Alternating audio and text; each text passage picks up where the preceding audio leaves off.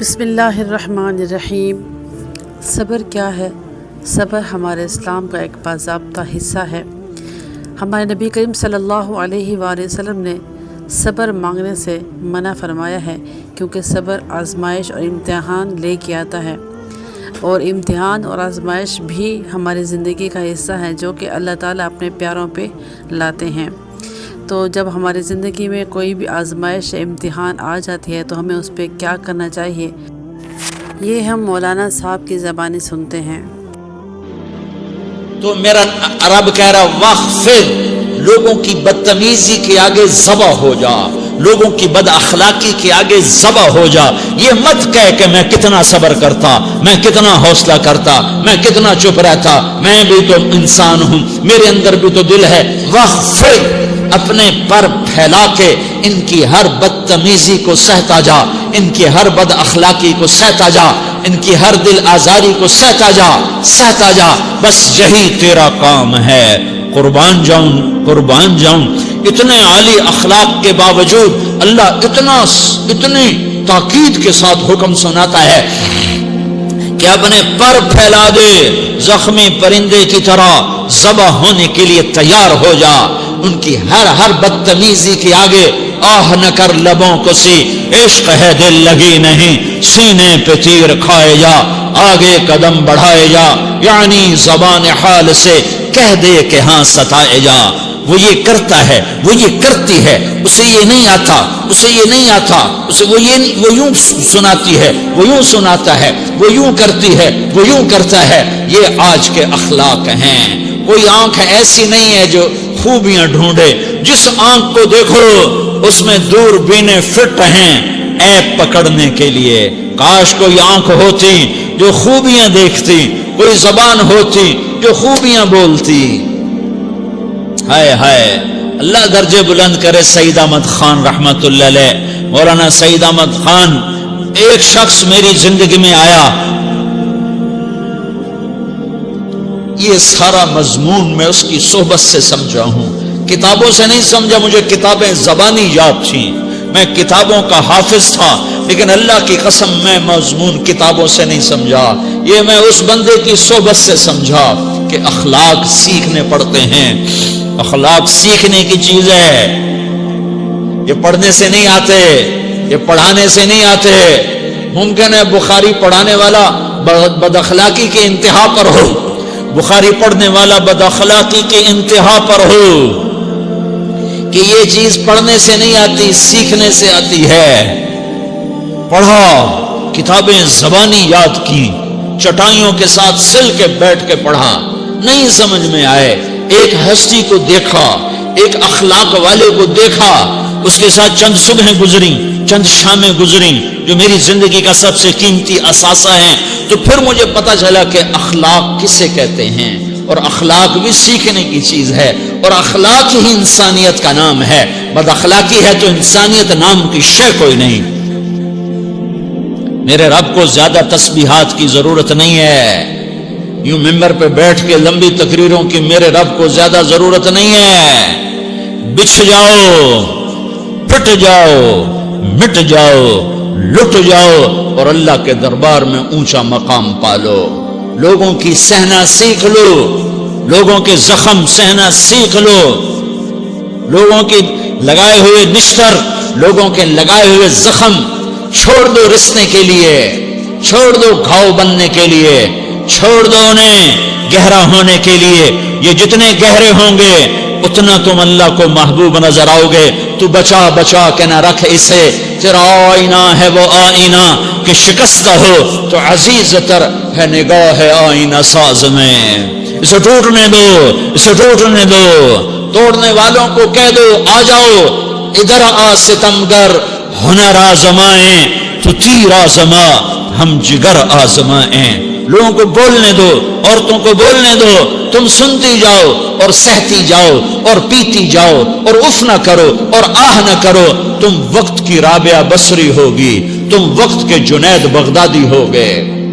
بڑے بڑے مجاہدوں والے اور بڑے بڑے عبادات والے، بڑے بڑے عبادات کے قطب مینار، اللہ کی قسم تمہاری گرد نہیں چھو سکتے، تمہاری گرد کو نہیں پا سکتے. تمہیں پہنچنا تو کہاں ہے, تمہاری گرد کو بھی نہیں پہنچ سکتے ہیں.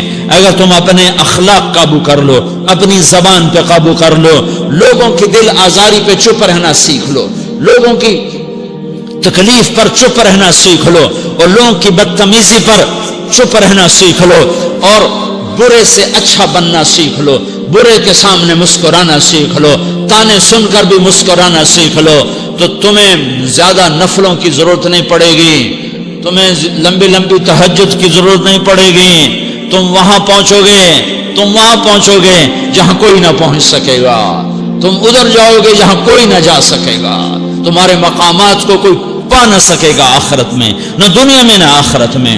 اپنے اخلاق بناؤ, اپنی آخرت کو بنانا ہے تو اس نفس کو پاکیزہ کرو. یہ نفس پاک ہوتا ہے دو باتوں سے, ایک عبادات سے, ایک اچھے اخلاق سے, اور یہ غلیظ ہوتا ہے, ناپاک ہوتا ہے عبادات کو چھوڑنے سے اور بد اخلاقی کا شکار ہونے سے.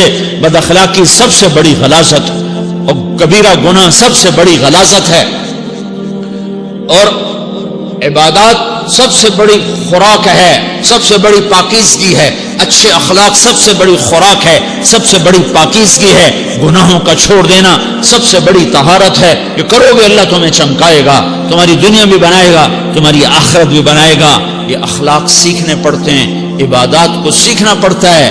اللہ کے راستے میں جاؤ, اللہ کے راستے میں پھرو, اور اپنے اخلاق بھی بناؤ, اپنا ایمان بھی بناؤ, اپنے کردار کو بھی بناؤ, اور مرتے دم تک یہ محنت کرتے رہو, کرتے رہو, کرتے رہو. کرتے کرتے موت آ گئی تو جو ادھورا پن ہے اللہ دور کر دے گا, جو ادھورا پن ہے اللہ دور کر دے گا. اور کوشش کرو 24 گھنٹے کی زندگی میں اس زبان پہ خیر کے سوا کچھ نہ نکلے. تم بے شک فرض نماز پڑھو, تسبیحات مسنون نہ پڑھو, تو لمبے ذکر نہ کرو, لمبے قرآن نہ پڑھو, لمبے نفل نہ پڑھو, میری ایک مان لو, یہ زبان پہ قابو پا لو, اس زبان کو بند کرنا سیکھ لو, اسے ہونٹوں تلے, اسے دانتوں تلے دبانا سیکھ لو, یہ ہونٹوں کے در بند کرنا سیکھ لو. یہ مدرسے کے طلبہ نظر آ رہے ہیں, ان کو شیطان کوئی دعوت دے گا شراب پیو, ان کو کوئی شیطان دعوت دے گا کہ جوا کھیلو, ان کو دعوت دے گا غیبت کرو, ان کو دعوت دے گا فلاں کی برائی کرو, ان کو دعوت دے گا اس کے عیب ڈھونڈو اور اس کو چسکے لے لے کر بیان کرو. یہ اس گناہ کی مار دیتا ہے, اس میں ایسی مار دیتا ہے کہ نمازیں صاف ہو جاتی ہیں, عبادات صاف ہو جاتی ہیں, علم صاف ہو جاتا ہے, تبلیغ صاف ہو جاتی ہے. ہمارے استاد مولانا زار شاہ صاحب رحمۃ اللہ علیہ ہمیں فرمایا کرتے تھے, جب وہ کبھی غیبت کی نفرت بٹھاتے تو فرمایا کرتے تھے تم سب سے زیادہ کمائی کرنے والا طبقہ ہو طلبۃ العلم, لیکن ایک بول بول کر ساری کمائی پہ پانی پھیر دیتے ہو. تو میرے بھائیوں چاہے دین والے ہو, چاہے دنیا والے ہو, مدرسے والے ہو, کالج والے ہو, ایک عبادت کو بناؤ, ایک اپنے اخلاق کو بناؤ, تو اللہ تمہارے ساتھ ہے, دنیا بھی تمہاری ہے, آخرت بھی تمہاری ہے. اگر اللہ کو ساتھ نہ لیا اور اس نفس کو پاکیزہ نہ کیا تو یہ جہان بھی برباد ہے, اگلا بھی برباد ہے. اسے پاک کرنے کی نیت آج سے نیت کرو کہ اسے انشاءاللہ پاک کرنے کی کوشش کریں گے. تو نیت کرتے ہو سارے کہ اسے پاک رکھنا ہے. کبھی کوئی دھبا لگ جائے لگتا رہے گا انسان جو ہے تو فوراً دھونے کی, جیسے کرتے پہ دھبا لگ جائے تو فوراً دھونے کی کوشش کرتے ہیں, اسے دھونے کی کوشش کرو. آنسوؤں کا پانی بس بڑے سے بڑے داغ کو دھونے کے لیے آنسوؤں کا پانی چاہیے, اور زیادہ پانی بھی نہیں چاہیے.